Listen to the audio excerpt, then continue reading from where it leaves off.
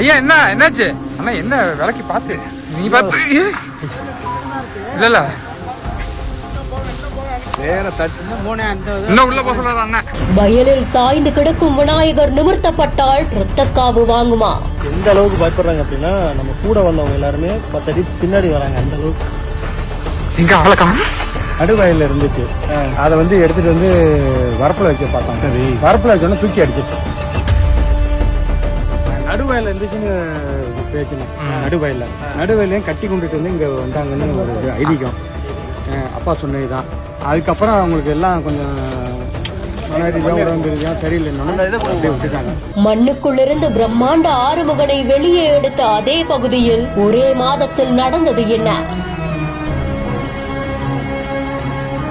தஞ்சாவூர் பூதலூர் கிராமத்துல அன்புதானே எல்லாம் அப்படின்ற யூடியூப் பக்கத்தை சேர்ந்த குழுவினர் வயலுக்கு நடுலேந்து முருகன் சிலையை மீட்டெடுத்தாங்க. இது தொடர்ந்து அதே பகுதியில வேறொரு வயல்ல விநாயகர் சாய்ந்த நிலையில இருக்கிறதா தகவல் கிடைச்சிருந்திருக்கு. அப்பா காலத்துல இருந்தே இது இப்படிதான் இருக்கு, யாருமே தொட்டதில்ல அப்படின்னு அங்க இருக்கக்கூடிய மக்கள் தெரிவிச்சிருந்திருக்காங்க. நகர்த்தணும்னு முயற்சி செஞ்சாலும் ஏதாவது ஒண்ணு நடந்துகிட்டே இருக்குமா? அன்புதானே எல்லாம் செய்து அறக்கட்டளையின் மூலமா வயலுக்குள்ள உரிமையாளருடையும் ஊர் மக்களோடையும் நடந்து சென்று சாய்ந்திருந்த விநாயகரை நிமிர்த்த முயற்சி செஞ்சிருக்காங்க.